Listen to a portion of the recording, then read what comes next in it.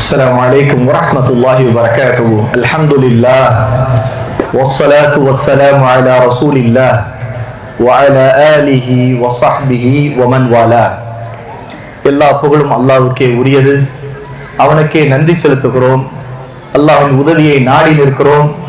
நம்முடைய இந்த சந்திப்பு அல்லாஹ்வின் முகத்திற்காக அவனுடைய திருப்தியை நாடி நல்ல கல்வியை, மார்க்க அறிவை தேடிக்கொள்வதற்கு நல்லதொரு வாய்ப்பை அல்லாஹ் இங்கே ஏற்படுத்தி தருவானாக.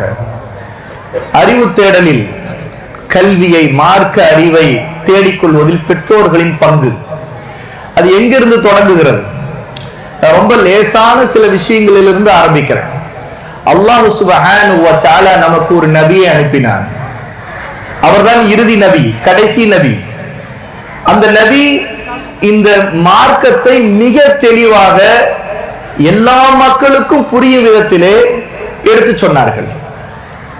அவர்கள் எந்த சமுதாயத்திற்கு அனுப்பினார்களோ அந்த சமுதாயத்தை இப்ப நினைத்து பாருங்கள். அவர்களுக்கு எழுத படிக்க தெரியாது. நபியாக அல்லாஹ் யாரை அனுப்பினானோ அவர்களுக்கும் எழுத படிக்க தெரியாது. யாரிடம் அல்லாஹ் அனுப்பினானோ அந்த மக்கள், அரபி பேசக்கூடிய மக்கள், குறைஷிகள், அரபுலக மக்கள், அவர்களுக்கும் எழுத படிக்க தெரியாது. உம்மி நபி, உம்மி சமுதாயத்திற்கு அனுப்பப்பட்டார்கள். இப்போ பெற்றோர்களின் பங்கு எங்கிருந்து ஆரம்பிக்கிறது என்றால், எழுத படிக்க தெரியாத பிள்ளைகளுக்கு எப்படி மார்க்க அறிவை கற்றுக் கொடுப்போம், எழுத படிக்க தெரியாத ஒரு நபி எப்படி கற்றுக் கொடுத்தார்களோ அது போல கற்றுக் கொடுக்க வேண்டும். நபி ஸல்லல்லாஹு அலைஹி வஸல்லம் அல்லாஹ்விடமிருந்து அனுப்பப்பட்டவர் என்பதற்கு எங்கிருந்து அவருடைய கல்வி ஆரம்பிக்கிறது?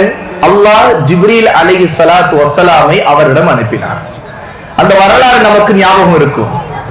ஹிரா குகையிலே அல்லாஹ்வுடைய நபி ஸல்லல்லாஹு அலைஹி வஸல்லம் உட்கார்ந்து இருக்கிறாங்க. ஒரு ரமதானுடைய மாதம், ஒரு இரவு. அந்த இடத்தில் ஜிப்ரீல் அலைஹி ஸலாத்து வஸலாம் வந்து இக்ரா, படியுங்கள், வாசியுங்கள் என்று சொல்லுகிறார்கள்.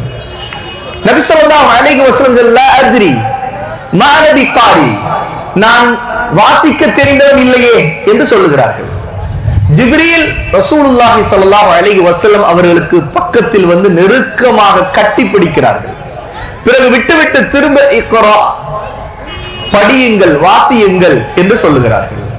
ரசூலுல்லாஹ் திரும்ப அதே பதிலை தான் சொல்லுகிறார்கள், மா நபி காரி, நான் வாசிக்க தெரிந்தவன் இல்லையே. திரும்பவும் ஜிப்ரீல் அலைஹிஸ்ஸலாத்து வஸலாம் இறுக்கமாக, முன்பு கட்டி பிடித்ததை விட இறுக்கமாக, மூச்சு திணறலுக்கு கட்டி பிடித்து இக்ரா, படியுங்கள் என்று சொல்லுகிறார்கள்.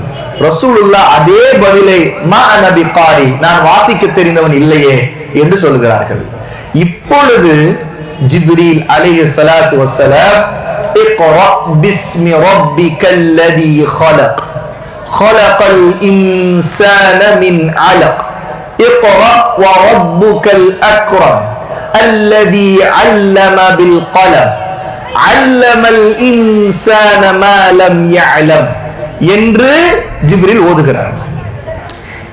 கல்வியை, அறிவை தேடிக்கொள்வது எங்கிருந்து ஆரம்பிக்கிறது என்றால் அது இக்ரா இலிருந்து ஆரம்பிக்கிறது, படிப்பதிலிருந்து ஆரம்பிக்கிறது. அதையும் கல்வி உள்ளவரிடமிருந்து படிப்பதிலிருந்து ஆரம்பிக்கிறது. ரெண்டு சட்டங்களை முதல் நாம் இங்கே அறிந்து கொள்ளணும். முதலாவது, அல்லாஹ்வின் வேதத்திலிருந்து ஆரம்பிப்பது, அதை ஓதுவது, அதை திருத்தமாக சரியாக ஓதுவது. முதலில் நாமும் ஓதுவது, மற்றவர்களுக்கு கற்றுக் கொடுப்பது. கற்றுக் கொடுக்கின்றவர் அதை ஓதுவதற்கும் அதை விளங்குவதற்கும் தகுதி உள்ளவராக, அவர் கற்றுக் கொண்டவராக இருப்பது. அப்படி என்றால் இங்கே ரசூலுல்லாஹி ஸல்லல்லாஹு அலைஹி வஸல்லம் ஜிப்ரீலிடம் கற்றுக்கொள்கிறார், பிறகு நபி தோழர்களுக்கு கற்றுக் கொடுக்கிறார். அல்லாஹ் ஜிப்ரீலை அனுப்பி வைக்கிறார், அல்லாஹ்தான் ஜிப்ரீலை அனுப்பி கற்றுக் கொடுக்கிறார். ஆக கல்வி என்பது, அறிவு தேடல் அல்லாஹ்வின் வேதத்திலிருந்து ஆரம்பிக்கிறது. பாருங்கள், நம்முடைய நபி ஒரு உம்மி நபி, அவருடைய சமுதாயம் ஒரு உம்மி சமுதாயம், எழுத படிக்க தெரியாதவர்களாகத்தான் இருந்தார்கள். ஒரு குழந்தை எப்போதுமே தன்னுடைய அம்மாவை, தன்னுடைய உம்மாவை சார்ந்தே இருக்கும். அவர் அந்த குழந்தை எழுத படிக்க தெரியாமல் இருக்கிற நிலையில் இருக்கும். எழுத படிக்க தெரியாத நிலையில் இருப்பவர் ஒரு குழந்தையை போல. அவர் எழுத படிக்க தெரியாதவராக இருக்கிறதா அவர் ஒரு உம்மி என்று அவருக்கு சொல்லப்படும். ஏன்னா அவருக்கு எழுதவும் படிக்கிறது, ஒரு குழந்தைக்கு எப்படி தெரியாது அது போலத்தான். அப்போ நாம் எழுதவும் படிக்கவும் கற்றுக்கொள்வது நபி எந்த கல்வியை கற்றுக் கொடுத்தா அதிலிருந்து ஆரம்பிக்கிறார். இல்மு தேடல், அறிவு தேடல்ங்கிறது அதுதான். அல் இல்ம் என்றால் 3 விஷயங்கள் இருக்கிறது, நன்கு கவனியுங்கள். 3 விஷயங்கள். முதலாவது மஅரிஃபத்துல்லாஹ், அல்லாஹ்வை அறிவது. இரண்டாவது மஅரிஃபத்துன் நபி, அவருடைய நபியை அறிவது. மூன்றாவது மஅரிஃபத்து தீனில் இஸ்லாம், இஸ்லாமிய தீன் மார்க்கத்தை அறிவது. இதுதான் அல் இல்ம். இந்த அல் இல்ம் என்பது அல்லாஹ்வை அறிவது எங்கிருந்து ஆரம்பமாகும்? அல்லாஹ் யார், எங்கே இருக்கிறான், அல்லாஹ் நம்ம எதற்காக படைத்திருக்கிறான், நாம் இந்த உலகத்தில் வாழ்ந்து கொண்டிருப்பது ஏன், அல்லாஹ்வுடைய பண்புகள் என்ன, அல்லாஹ் நமக்கு என்ன சொல்லி இருக்கிறார், அப்படி என்றால் அதை வேதத்திலிருந்து தெரிந்து கொள்கிறோம். அல்லாஹ் யார்? அவன்தான் அர்-ரப், எல்லா உலகங்களை படைத்தவன், வளர்க்கின்றவன், பாதுகாக்கின்றவன், ஆட்சி அதிகாரம் உள்ளவன், அனைத்தையும் அறிந்தவன், எல்லாவற்றுக்கும் உயிர் கொடுக்கின்றவன், அவன் தான் மரணத்தை நிகழ்த்துகிறவன். அல்லாஹ் நாடாமல் எதுவும் நடக்காது, அவன் நாடியதுதான் நடக்கிறது. இது எல்லாம் அல்லாஹ்வுடைய ருபூபியத், அவனுடைய வல்லமையை நம்பிக்கை கொள்வது. இரண்டாவது, அல்லாஹ் தஆலா அவனை நமக்கு வர்ணித்திருக்கிறான். அவன் எப்படிப்பட்டவன், அவனுடைய தன்மைகள் என்ன, பண்புகள் என்ன. அல்லாஹ் தஆலா அவனுக்கு முகம் உண்டு என்று சொல்லி இருக்கிறான். ஆனால் எந்த படைப்புக்கும் அது ஒப்பில்லை, சமமில்லை.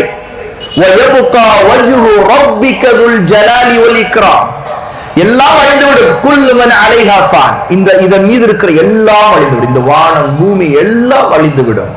வயபுகா, ஆனால் நிலையாக பாக்கியாக இருக்கும். வஜ்ஹு ரப்பிக துல் ஜலாலி வல் இக்ராம், உன்னுடைய இறைவனுடைய சங்கை மிக்க கண்ணியம் மிக்க முகம் நிலைத்திருக்கும். அப்படின்னா அல்லாஹ்வுக்கு முகம் உண்டு, ஆனால் அந்த முகத்தை எந்த ஒரு படைப்போடும் நாம் ஒப்பிடவே முடியாது, கற்பனை செய்ய முடியாது. அல்லாஹ் அவனுடைய மகத்துவத்திற்கும் கண்ணியத்திற்கேற்றும் முகத்தோடு இருக்கிறார். ஆனா அல்லாஹ் தனக்கு என்னென்ன பண்புகளை சொல்லியிருக்க அது எல்லாவற்றையும் நாம் உண்மையாக நம்பிக்கை கொள்ள வேண்டும். அவனுக்கு பெயர்களை சொல்லி இருக்கிறான். இப்போது நான் அல்லாஹ்வுடைய பெயர்களை சொல்லுகிறேன்னு சொன்னா எல்லோரும் நாம் சொல்லுவோம். அல் அஸ்மா அல் ஹுஸ்னா, அல்லாஹ்வுக்கு மிக மிக அழகிய பெயர்கள் உண்டு. அல்லாஹ்வுடைய அல் அஸ்மா அல்லாஹ், அர் ரஹ்மான், அர் ரஹீம், அல் மாலிக், அல் குத்தூஸ், அப்படியே வரிசையாக நம்ம அல்லாஹ்வுடைய பெயர்களை சொல்லுவோம். அந்த ஒவ்வொரு பெயரிலும் அல்லாஹ்வுடைய பண்புகள் சொல்லப்பட்டிருக்கு. அர் ரஹ்மான் என்று சொல்லும் பொழுது அல்லாஹ் கருணை உள்ளவன், எல்லா படைப்புகளுக்கும் எந்த பாகுபாடு காட்டாமல் கருணை காட்டக்கூடிய அவன் தான் அர் ரஹ்மான். அவன் இந்த பூமியிலே அல்லாஹ்வை நிராகரிக்கக்கூடிய, அவனை திட்டக்கூடியவர்கள் மீதும் அல்லாஹ் கருணை காட்டுகிறான். காப்பீர்களா இருந்தாலும் கருணை காட்டுகிறான். அவர்களுக்கும் அவன் இந்த பூமியிலே அவர்களுக்கு தேவையான வசதிகள் எல்லாம் செய்து கொடுத்து கொண்டே இருக்கிறான். அல்லாஹ் அர் ரஹீம், அவன் தன்னை ஈமான் கொண்ட நல்லவர்களுக்கு, நல்லடியார்களுக்கு, முஃமின்களுக்கு கருணை காட்டுகிறான், அவர்களை மன்னிக்கிறான். நாளை மறுமையிலே அவர்களுக்கு மட்டும் பிரத்யேகமாக அல்லாஹ் தன்னுடைய அன்பை காட்டுவான். அர் ரஹீம். அல் மாலிக், அவன்தான் ராஜா, அவன்தான் எல்லா ஆட்சி அதிகாரங்களுக்கும் சொந்தக்காரன். அல் குத்தூஸ், அவன் மிக பரிசுத்தமானவன், எல்லா கலங்கங்களை விட்டு, பொய்யான, அவதூறான, அபாண்டமான கற்பனைகளை விட்டு எல்லாம் அல்லாஹ் மிக பரிசுத்தமான. இப்படி அல்லாஹ்வுடைய ஒவ்வொரு பெயரிலும் அவருடைய பண்புகள் சொல்லப்பட்டிருக்கு. அந்த பண்புகளை எல்லாவற்றையும் நாம் அப்படியே ஈமான் கொள்ள வேண்டும். இது இரண்டாவது, அல்லாஹ்வை பற்றி அறிவது. மூன்றாவது, நம்முடைய எல்லா இபாதத்துகளையும் வணக்கங்களை அல்லாஹ்வுக்கு மட்டும்தான் செய்யணும். அவனுக்கு இணையாக வேறு யாருக்கும் எதற்கும் செய்யக்கூடாது. பிரார்த்தனை அல்லாஹ்வை மட்டும்தான் கேட்க வேண்டும். நேர்ச்சை அல்லாஹ்வுக்காக மட்டும், அவனுக்குத்தான் செய்ய வேண்டும். சத்தியம் செய்வது அல்லாஹ் மீது மட்டும்தான் சத்தியம் செய்ய வேண்டும். தவக்குல் அல்லாஹ் மீது மட்டும்தான் அவனை பொறுப்பு சாட்ட வேண்டும், அவனைத்தான் சார்ந்திருக்க வேண்டும். அவனை தவிர யார் மீதும் நாம் சார்ந்திருக்க கூடாது. வேறு யாரையும் மீதும் நாம் பொறுப்பு சாட்டி அல்லாஹ்வுடைய இடத்தில் அவர்களை வைத்து விடக்கூடாது. நேசிப்பது அல்லாஹ் மீது மட்டும்தான் உண்மையாக மகத்தான நேசத்தை, உறுதியான நேசத்தை வெளிப்படுத்த. அவனுக்கு இணையாக இந்த உலகத்திலே வேறு யாரையும் நாம் நேசிக்க கூடாது.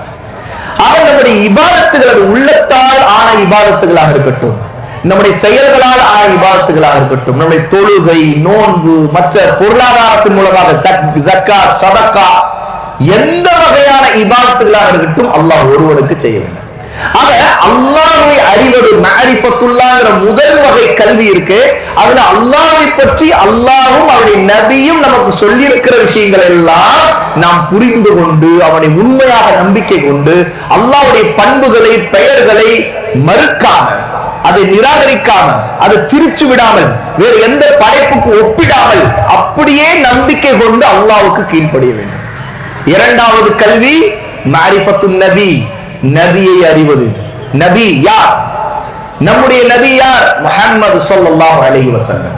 பாருங்கள், முதல் வகை கல்வி அல்லாஹ்வை அறிவதா? அதுதான் லா இலாஹ இல்லல்லாஹ். இரண்டாவது வகை கல்வி நபி அறிவதா? அதுதான் முஹம்மது ரசூலுல்லாஹ். அப்ப நம்முடைய நபி முஹம்மது ஸல்லல்லாஹு அலைஹி வஸல்லம் அவர்களை அல்லாஹ் இந்த பூமியில் இருக்கிற எல்லா மனிதர்களுக்கும் இறுதி தூதராக அனுப்பியிருக்கிறார். அப்படி என்றால் இந்த நபி முஹம்மது ஸல்லல்லாஹு அலைஹி வஸல்லம் அவர்களுக்கு பிறகு வேறு யாரும் நபி வரமாட்டார்கள், எந்த ரசூலும் இருக்க மாட்டார்கள். இவர்கள் தான் கடைசி நபி, கடைசி ரசூல். இந்த உலகம் அழிகின்ற நாள் வரைக்கும் அல்லாஹ் அனுப்பி இந்த நபியைத்தான் இந்த பூமியில் இருக்கிற ஒவ்வொருத்தரும் ஈமான் கொள்ள வேண்டும், அவர்களைத்தான் பின்பற்ற வேண்டும். ஏனென்றால் அவர்கள் தான் உஸ்வத்துன் ஹஸனா, மிக மிக அழகான முன்மாதிரி. அல்லாஹ் தஆலா லகத் கான லக்கும் ஃபீ ரசூலில்லாஹி உஸ்வத்துன் ஹஸனா லிமன் கான யர்ஜுல்லாஹ் வல் யௌமல் ஆகிர் வ ذكرல்லாஹ கதீரா என்று அல்லாஹ் சொல்கிறார். அப்படி என்றால் இந்த ரசூலிடம், அல்லாஹ் இந்த தூதரிடம் மிகச்சிறந்த மிக அழகான முன்மாதிரி இருக்கிறது பின்பற்றுவதற்கு. யாருக்கு? அல்லாஹ்வை நம்பிக்கை கொண்டவருக்கு, மறுமை நாளை நம்பிக்கை கொண்டவருக்கு. ஆக இந்த நபி அறிவது, அவர்கள் பிறந்தது எங்கே, அவர்கள் எந்த கோத்திரத்தில் பிறந்தார்கள், எந்த பூமியில் பிறந்தார்கள், எவ்வளவு காலம் எந்த ஊரில் வாழ்ந்தார்கள், அவர்கள் சொல்ல வந்த செய்தி என்ன, அவருடைய தாவா அழைப்பு பணி எதை நோக்கி இருந்துச்சு, அவர்கள் எதை மக்களுக்கு முன்வைத்தார்கள், அல்லாஹ்வையே வணங்க வேண்டும், அவனுக்கு இணை வைக்க கூடாது என்ற தாவாவை முன்வைத்தான். அதுதான் அத்தௌஹீத். அதுதான் எல்லா நபிமாரும் முன்வைத்த செய்தி. ஒவ்வொரு நபியும் யா கௌமி இபுதுல்லாஹ் மா லக்கும் மின் இலாஹின் கைரு, என்னுடைய சமுதாயமே அல்லாஹ்வையே வணங்குங்கள், உங்களுக்கு அவனை விட்டு வணக்கத்திற்கு தகுதியானவன் வேறு எவனுமே இல்லை. இதைத்தான் ஒவ்வொரு நபியும் தம்முடைய தாவாவிலே ஆரம்பித்தார்கள்.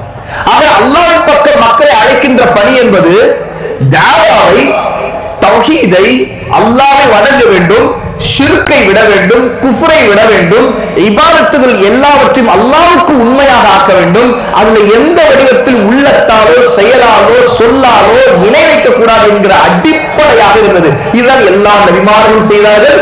நம்முடைய நபி முஹம்மது ஸல்லல்லாஹு அலைஹி வஸல்லம் அவர்களும் இதைத்தான் செய்தார்கள். ஆக இந்த பணியை அவர்கள் மக்காவில் தொடங்குகிறார்கள். 40 வயதில் அல்லாஹ் அவர்களை நபியாக்கி, நான் முன்பு சொன்ன ஹிரா குகையுடைய சம்பவத்தை நினைத்துக் கொள்ளுங்கள். அல்லாஹ் தஆலா இக்ரா என்று சொல்லும் பொழுது நம்முடைய நபியை அல்லாஹ் நபியாக ஆக்கிவிட்டான். ஆனால் இன்னும் அவர்கள் ரசூலாக ஆகவில்லை. அல்லாஹ் அவர்கள் இன்னும் ரசூலாக ஆக்கவில்லை. ஹிரா குகையில் முதல் வஹி வரும்போது இக்ரா இறங்கும் போது அவர்கள் நபியாக ஆனார்கள். அதற்கு பிறகு அவர்கள் ஹிராவில் இருந்து இறங்கி வந்து மக்களுக்கு மத்தியில் வரும் பொழுது அல்லாஹ் தஆலா அதற்கு பிறகு ஒரு வஹி இறக்குகிறான். யா அய்யுஹல் முத்தஸிர் கும் ஃபஅன்திர் வ ரப்பக ஃபகப்பிர் வ தியாபக ஃபதஹிர் வ ருஜ்ஸ ஃபஹ்ஜுர் என்று அல்லாஹ் இறக்கும் பொழுது நம்முடைய நபி ஸல்லல்லாஹு அலைஹி வஸல்லம் அல்லாஹ்வுடைய ரசூலாக அந்தஸ்து உயர்த்தப்பட்டார்கள். என்றால் இந்த ஆயத்துகளை அல்லாஹ் இறக்கும் பொழுது போர்வை போர்த்தி இருப்பவரே எழுவீராக, மக்களை அச்சமூட்டி எச்சரிக்கை செய்வீராக, உமது ரப்பை உமது இறைவனை பெருமைப்படுத்துவீராக, அசுத்தங்களை விட்டு விலகி இருப்பீராக என்று அல்லாஹ் தஆலா சொன்னானே, அந்த நேரத்தில் இருந்து ரசூலுல்லாஹி ஸல்லல்லாஹு அலைஹி வஸல்லம் அவர்களுக்கு அல்லாஹ்வுடைய கட்டளை தாவா, அல்லாஹ்வின் பக்கம் மக்களை அழைக்கின்ற படி, தௌஹீதை எடுத்து சொல்லி ஷிர்க்கை விட்டு மக்களை தடுக்கும்படி இருந்தது. நம்முடைய நபியுடைய அடிப்படை பணி அதுதான். அதற்காகத்தான் அல்லாஹ் அவர்கள் ஷிர்கின் பூமியிலே மகத்தான இறுதி நபியாக தேர்ந்தெடுக்கிறார். ஷிர்காக மக்கள் மூழ்கி கிடக்கின்ற பூமி இருக்கிறாங்க.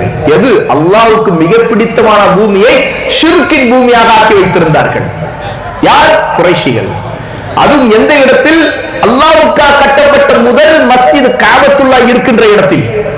அந்த காபத்துல்லாஹ் அல்லாஹ்வை வணங்குவதற்காக முதலாக கட்டப்பட்ட மஸ்ஜித். அதே காபத்துல்லாஹ்வை நோக்கித்தான் உலகத்திலிருந்து பலரும், இன்று மட்டுமல்ல அன்றும் சரி, ஹஜ் செய்வதற்காக இப்ராஹிம் அலைஹிஸ்ஸலாத்து வஸலாமுடைய அழைப்பை ஏற்று அப்போதிருந்து வந்து கொண்டிருக்கிறார்கள். அந்த இடத்தில் காபத்துல்லாஹ்வில் உள்ளேயும் வெளியேயும் ஏராளமான சிலைகளை நட்டு அந்த சிலைகளை கொண்டு அல்லாஹ்விடம் பிரார்த்தனை செய்கிறோம் என்று ஷஃபாத் அவர்களை கொண்டு கேட்டுக் கொண்டிருந்தார்கள். இன்று எப்படி தர்காக்களிலும் எத்தனையோ இடங்களிலும் அல்லாஹ் அல்லாஹ்விற்கு பிரார்த்தனை செய்யப்படுகிறதோ, எத்தனையோ இந்த உலகத்தில் மக்கள் மலக்குகளிடம், ஜின்களிடமும் ஷைத்தான்களிடம் பிரார்த்தனை செய்து கொண்டிருக்கிறார்களோ, மனிதர்களை அழைத்து பிரார்த்தனை செய்து கொண்டிருக்கிறார். இது போலவே அப்படியே அல்லாஹ்வுக்கு பிடித்தமான பூமியான மக்காவில், அவனுக்கு மிக பிடித்தமான மஸ்ஜிதில் அங்கே அந்த ஷிர்க் நடக்கிறது. அல்லாஹ் அதே பூமியில் தனக்கு மிக பிடித்தமான நபியை அங்கே பிறக்க வைக்கிறான், அனுப்புகிறான். அந்த நபியுடைய தாவா எப்படி ஆரம்பிக்கிறது? அங்கிருந்து ஆரம்பித்த தாவா இன்னைக்கு அல்லாஹ்வுடைய கருணையால் நாம் எங்கோ ஒரு மூலையில் வாழ்ந்து கொண்டிருக்கிற நாம் இங்கே அல்லாஹ்வை ஈமான் கொண்டவர்களாக, நபியை ஈமான் கொண்டவர்களாக, அல்லாஹ்வுக்காக அல்லாஹ்வுக்காக அந்த நபியை பின்பற்றுபவர்களாக, அல்லாஹ்வுக்காகவே ஒருவரை நேசிப்பவர்களாக, அந்த தாவாவை தடம் மாறாமல் உறுதியாக இதே பணியை நபிமார்கள் எல்லாரும் செய்த பணியை கையில் எடுத்து மக்களுக்கு அல்லாஹ்வின் பக்கம் அழைப்பு கொடுப்பவர்களாக நாம் ஆக வேண்டும். இங்கிருந்து ஒரு விஷயத்தை ஞாபகத்தில் வையுங்கள் சகோதர சகோதரிகளே. ஒவ்வொரு தாயும் ஒவ்வொரு தந்தையும் அவருடைய முக்கியமான பணி இதே நபிமார்களின் பணிதான். இதை ஒரு தாய் தன் வீட்டிலிருந்து தொடங்குவார், தந்தையும் வீட்டிலிருந்து தொடங்குவார். ஏன்னா நபியே வீட்டிலிருந்து தான் தொடங்கினார்கள். ஹிரா குகையிலிருந்து வஹி வந்த உடனே வீட்டிலே வரும்போது ஹதீஜா ரலியல்லாஹு அன்ஹா முதலாவது அந்த பணியை ரசூலுல்லாஹ் கொண்டு போய் சேர்க்கிறார்கள். ஏன்னா ரசூலுல்லாஹ்வுடன் முதலாக இந்த பூமியிலே முஸ்லிமானவர் யார்? ஹதீஜா ரலியல்லாஹு அன்ஹா, நம்முடைய அம்மா. பாருங்கள், பெற்றோர்களின் பங்கு என்பதிலே ஹதீஜா முதலில் நம்முடைய வாழ்க்கையிலே நமக்கு ஞாபகத்துக்கு வர வேண்டும். ஏன் தெரியுமா? ஹதீஜா ரலியல்லாஹு அன்ஹா அற்புதமான அருமையாக தன்னுடைய கணவர் நபியான உடனே முதல் தான் முன்வந்து ஈமான் கொண்டு தான் தன்னுடைய பிள்ளைகளுக்கு தக்வாவை, இறையச்சத்தை, தௌஹீதை சொல்லிக் கொடுத்திருக்கிறார். அவங்கதான் ஃபாத்திமா ரலியல்லாஹு அன்ஹா இந்த இஸ்லாமிய தௌஹீதை ஏற்றுக்கொண்டது அடுத்து அவருடைய பிள்ளைகளிலே முதலில் வருகிறார். அடுத்து இந்த ஒவ்வொரு விஷயத்திலும் நாம் இங்கே கவனிக்க வேண்டியது என்றால், தாவா என்பது வீட்டிலிருந்து ஆரம்பிக்கிறது. நம்முடைய பிள்ளைகளுக்கு சொல்லிக் கொடுப்பதில்லை, ஒரு கணவர் தன்னுடைய மனைவிக்கு சொல்லிக் கொடுப்பதில்லை, மார்க்கத்தை கற்றுக் கொடுப்பதில்லை, ஒரு சகோதரன் தன்னுடைய சகோதரிக்கு, தன்னுடைய குடும்பத்தில் ஒருத்தர் தன்னுடைய தந்தைக்கு, தாய்க்கு, தன்னுடைய பிள்ளைகளுக்கு, தன்னுடைய அண்டை வீட்டாருக்கு, தன்னுடைய ரத்த பந்தத்துக்கு, இப்படி ஒவ்வொருத்தருக்கும் அல்லாஹ்வை வணங்கு, அவனுக்கு கீழ்ப்படி, நபியை பின்பற்று, அதிலேயே நீ உறுதியாக இருந்து என்று சொல்லிக் கொடுக்கிற இந்த லா இலாஹ இல்லல்லாஹ்வுடைய கல்விதான் கல்வி தேடுவதில் பெற்றோர்களுடைய பங்காக இருக்க வேண்டும். இன்று நம்முடைய நிலைமை என்ன? நாம் இந்த அடிப்படைகளை விட்டு தூரமாயிட்டோம். என்னென்னவோ பிள்ளைகளுக்கு சொல்லிக் கொடுக்கிறோம், நாமும் என்னென்னவோ தெரிஞ்சுக்கிறோம். இன்னைக்கு நிறைய பேருக்கு நம்முடைய வாழ்க்கையில பாருங்க, அவர்களுக்கு உலக அரசியல் தெரியும். உலகத்துல என்ன நடக்குது, ஏது நடக்குது, அமெரிக்காக்காரன் என்ன பண்றான், இவன் என்ன பண்றான், அவன் என்ன பண்றான், இந்தியாவில் என்ன நடந்து கொண்டிருக்கு, ஒவ்வொரு நாட்டிலும் எல்லாம் தெரியும். ஏன்னா நம்ம அவ்வளவு உள்வாங்கிறோம், அவ்வளவு தகவல்களை சேகரிக்கிறோம். ஆனா அந்த தகவல் எதுவும் நமக்கு பயனளிக்க போறதில்லை, நம்முடைய கபருக்கு பயனளிக்க போறதில்லை. ஏனென்றால் அது எதுவும் நம்முடைய அமலுக்கு சம்பந்தப்பட்டதாக இருக்கிறது. நம்முடைய அமலுக்கு சம்பந்தப்பட்டதாக இருக்கிறா இல்ல. இன்னைக்கு எவ்வளவு அரசியல் விஷயங்கள் தெரிந்து ஒருத்தருக்கு நிறைய தெரியும், ஆனால் அதை கொண்டு அவர்கள் அமல் செய்யறதுக்கு அந்த ஒரு பலன்கள் வேணா அவருக்கும் அதுக்கு சம்பந்தம் இருக்கு. அவருக்கு தகவல்கள் தெரியும், நிறைய விவரங்கள் தெரியும், ஆனால் அவர் ஒன்றும் செய்ய முடியும். ஏனென்றால் அது சம்பந்தப்பட்ட பொறுப்புதாரிகள் வேறு. யாருக்கு எது தெரிந்திருக்குதோ அவங்க அமல் செய்யறதுக்கு பயனுள்ளதாக இருந்தால் அந்த கல்வி அவங்களுக்கு பயனுள்ள கல்வி.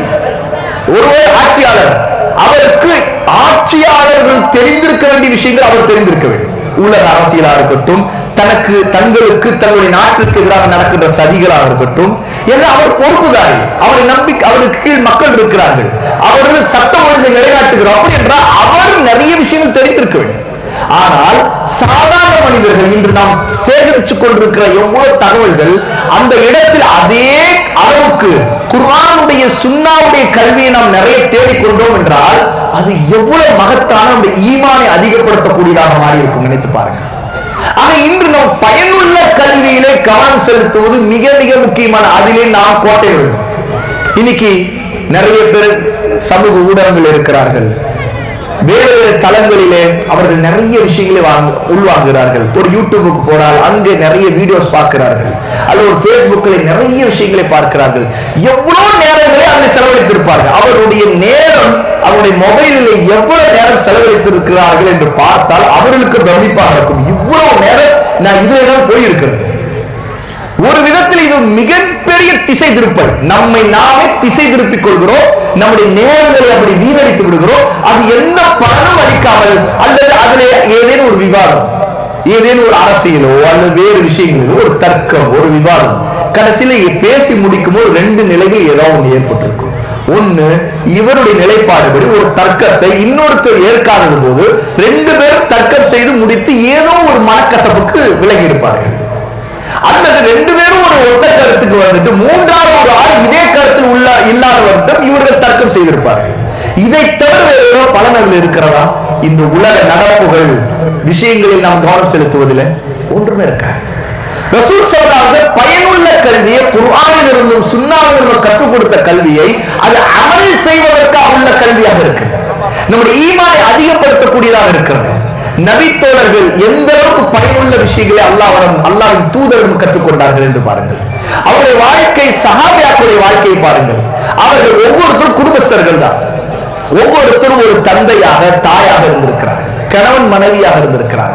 அவர்கள் எவ்வளவோ உலக விஷயங்களை அறிந்திருக்க வேண்டும் என்றிருந்தால் ரசூல் ஸல்லல்லாஹு அலைஹி வஸல்லம் அவர்களுக்கு வஹீயின் மூலமாக உலகத்தில் நடக்கிற எல்லா விஷயங்களையும் சொல்லிக் கொடுத்திருப்பார்கள். ஆனால் எதுவும் அவர்களுக்கு பலனில்லை என்பதால் தான் அல்லாஹ்வுடைய நபி ஸல்லல்லாஹு அலைஹி வஸல்லம் அவர்களுக்கு அல்லாஹ் இறக்கிய வேதமும் சரி, அல்லாஹ்வுடைய நபி ஸல்லல்லாஹு அலைஹி வஸல்லம் தன்னுடைய வார்த்தையில் சொன்ன எவ்வளவு செய்திகள் சரி பாருங்கள். ஒன்று, முந்தைய காலத்தில் நடந்த வரலாற்று சம்பவங்கள். குர்ஆனில் எவ்வளவோ கசஸ் வரலாறுகள் இருக்கிறது, நாம் படிக்கிறோம். அழிக்கப்பட்ட சமுதாயம், நூஹ் அலைஹிஸ்ஸலாத்து வஸ்ஸலாமுடைய சமுதாயம் ஏன் அழிக்கப்பட்டு அந்த வரலாறு, ஆது சமுதாயம் ஏன் அழிக்கப்பட்டு அந்த வரலாறு, சமூது சமுதாயம் ஏன் அழிக்கப்பட்டு அந்த வரலாறு, இப்படி ஒவ்வொரு சமுதாயமும் ஏன் அழிக்கப்பட்டது அவர்கள் காலத்தில் நடந்தது. இன்னொரு பக்கம் சின்ன சின்ன சம்பவங்கள், அப்படியே நிறைய விஷயங்களை பார்க்கலாம். சுலைமான் அலைஹிஸ்ஸலாத்து வஸ்ஸலாமுடைய வரலாறு, அங்கே ஹுத்ஹுத் பறவையை பற்றி ஒரு சம்பவம், அங்கே அதை படிக்கும். இந்த மாதிரி ஒவ்வொன்றையும் நீங்கள் படித்து பாருங்கள். அது நம்முடைய ஈமானை அதிகப்படுத்தும், கல்வியை அதிகப்படுத்தும். இப்போ பல பெற்றோர்கள் என்னிடம் கேட்கிறது, பிள்ளைகளுக்கு என்ன சொல்றது, எப்படி சொல்றதுன்னு தெரியல. முதலில் நாம் கற்றுக்கொள்ள வேண்டும், கற்றுக்கொள்வதெல்லாம் பகிர வேண்டும். அதில் மிக முக்கியமாக இந்த அடிப்படை விஷயங்களை பகிர வேண்டும். அல்லாஹ் தஆலா குர்ஆனிலே சொல்லுகிறார். ஆதம் அலைஹிஸ்ஸலாத்து வஸலாம் வரலாறா மனித சமுதாயத்தின் படைக்கப்பட்ட வரலாறு. அப்படி என்றால் அல்லாஹ் தஆலா மனிதனை எப்படி படைச்சான், குழந்தைகளுக்கு சொல்லிக் கொடுங்க. அல்லாஹ் ஏன் படைச்சான்? அல்லாஹ் தஆலா வமா கலக்துல் ஜின்ன வல் இன்ஸ இல்லா லியஅபுதூன் என்று சொல்றான். அப்ப அதை சொல்லிக் கொடுங்க. ஜின்களையும் மனிதர்களையும் என்னையே வணங்குவதற்காக தவிர வேறு எதற்காக படைக்கவில்லை என்று அல்லாஹ் சொல்லுகிறானே, அந்த காரணத்தை சொல்லிக் கொடுங்க. அப்படி என்றால் ஒரு பிள்ளைக்கு, நாம் இந்த உலகத்தில் வாழ்வது, அல்லாஹ் நம்மை படைத்து நமக்கு உயிர் கொடுத்திருப்பது எதற்காக என்றால், நான் என்னுடைய இறைவனை புரிந்து அறிந்து அவனையே வணங்கி நான் வாழ வேண்டும், அவனுக்கு பிடித்த மாதிரி வாழ வேண்டும். அப்படி சொல்லிக் கொடுக்கும் போது அல்லாஹ்வுக்கு என்னென்ன பிடிக்கும், அல்லாஹ் இப்படி சொல்லியிருக்கான், وَقَضَى رَبُّكَ أَلَّا تَعْبُدُوا إِلَّا إِيَّاهُ وَبِالْوَالِدَيْنِ إِحْسَانًا وَبِذِي الْقُرْبَى وَالْيَتَامَى சொல்லிக் கொடுங்க. அப்படின்ற என்ன, அல்லாஹ் உன்னுடைய இறைவனாகி அல்லாஹ் கட்டளையிட்டு இருக்கிறான், ஆர்டர் போட்டிருக்கிறான். அல்லா தஅபுது இல்லா இய்யா, தன்னை தவிர வேறு யாரும் வணக்கத்திற்குரியவர்கள் இல்லை. அதற்கு பிறகு என்ன, தாய் தந்தைக்கு நன்மை செய்ய வேண்டும் என்று கட்டளையிட்டு இருக்கிறான். அப்படின்னா ஒரு தாய் தந்தையும் அல்லாஹ்வை அறிமுகப்படுத்தி அவனுக்கு கீழ்ப்படிய வேண்டும் சொல்லி, அவனை வணங்க வேண்டும் என்று சொல்லி, தாய் தந்தைக்கு நன்மை செய்வதை சொல்லிக் கொடுக்க வேண்டும். தன் பிள்ளைக்கு தாய் தந்தைக்கு நன்மை செய்வதை சொல்லிக் கொடுக்காத ஒரு தாய் தந்தை எவ்வளவு அறியாமல் இருக்கிறார்கள் என்று நினைத்து பாருங்கள்.